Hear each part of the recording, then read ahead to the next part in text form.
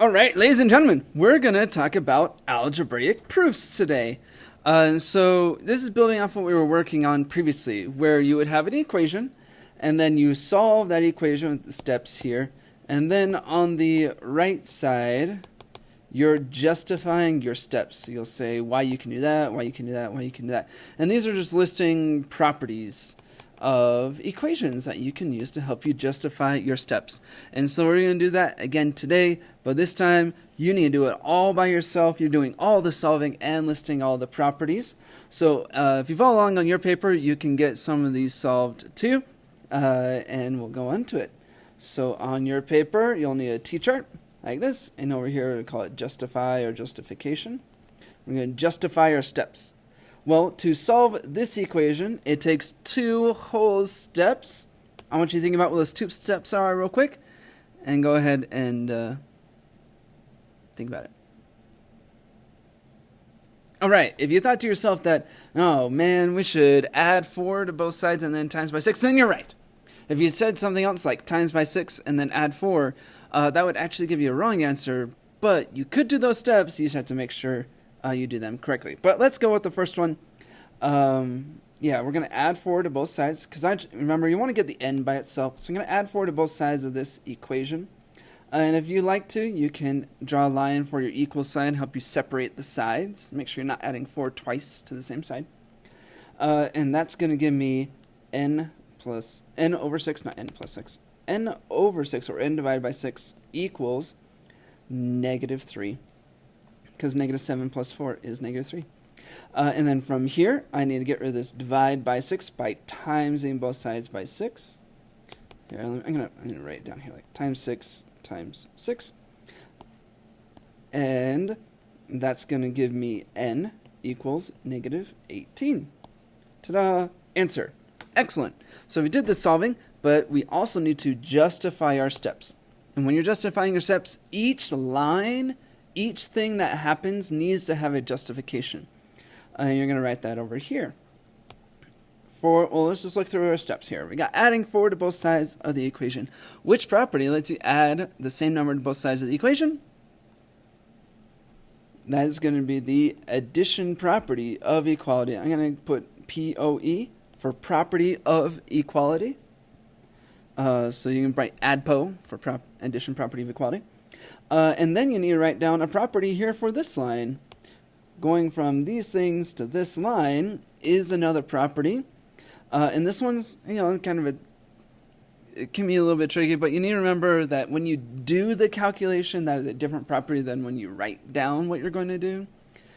And so here, when you actually do the adding 4 part and you simplify it down, it's called simplifying.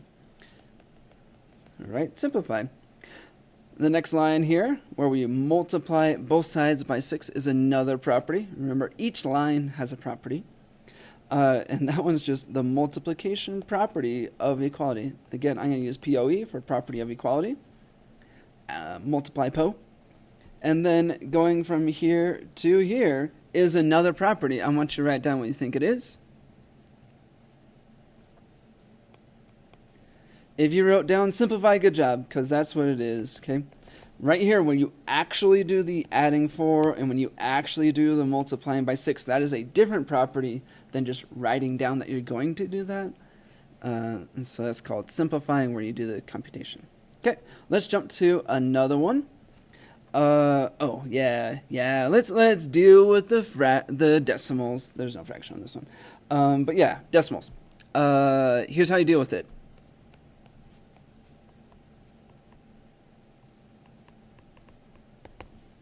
There you go. Problem solved. You'd still just do your same steps for solving, but if you don't want to compute these things by hand, don't.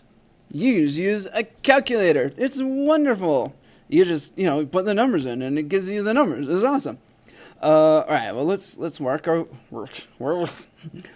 way through this one. Okay, right side, again, we'll need a little T-chart here. We need some justify.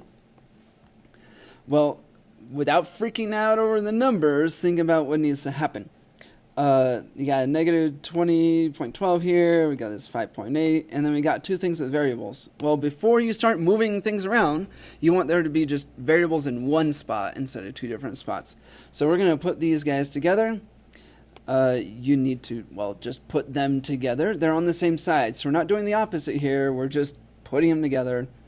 And so that's going to give you, let's see, negative 3.2 minus 6.4. It's going to give me negative 9.6.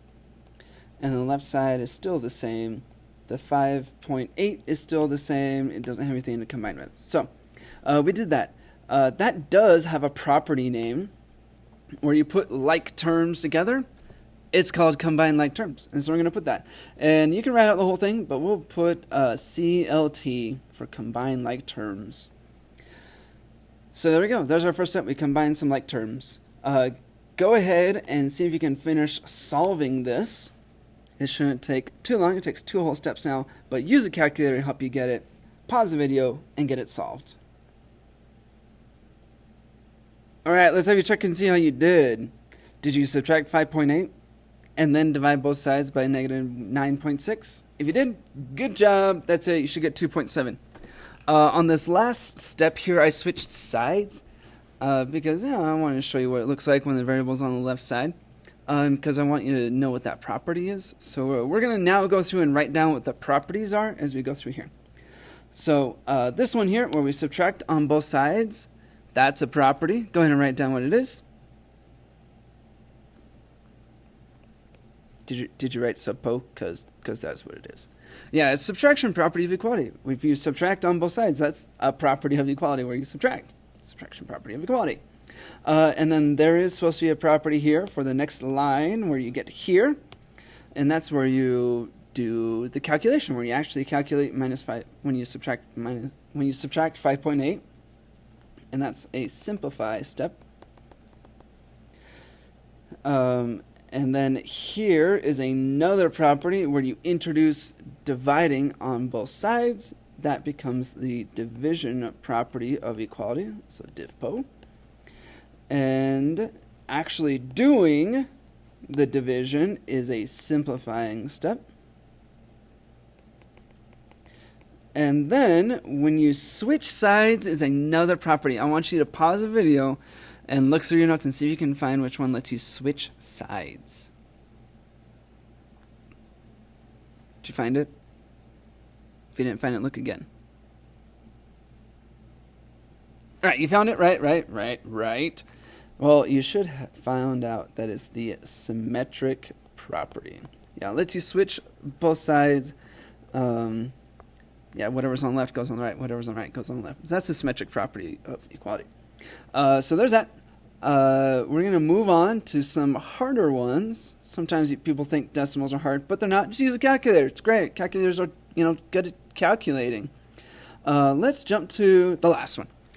Because I want to jump to one that's like level 3. You can do all the solving, and you can write down all your properties, a whole bunch of steps. Yeah, I wanted to get to that point. So let's go ahead and write our little T-chart thingy, little T-chartingness going on here. So we got that justify on the right side. Perfect. So now we're here. I want you to do the first 2 steps. I'm going to tell you what they are. They're going to be distribution, so distribute. And then the next line is going to be combine like terms and simplify. Okay, you're just putting all the terms together that you can. That's called combining like terms. And if there's without variables, it's just simplifying. Okay, so go ahead and distribute, combine like terms, pause the video, and then come back. All right, let's have you check and see how you did. The left side should end up with 9m minus 5, and on the right side should end up with 1 plus 6m. If you didn't, here, let me just kind of walk you through. So on this first step, I left the left side the same, because I said I was going to distribute. So you distribute the 2 times both those. You'll get 2 times 8 is 16, 2 times 9 is 18, so you get 6 minus 18m.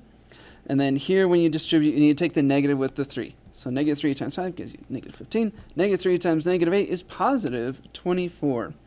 On the next line, I look through here, the m's go together, so you got 10m minus m, gives you 9m. And then negative 7 plus 2 is negative 5. So we got 9m minus 5.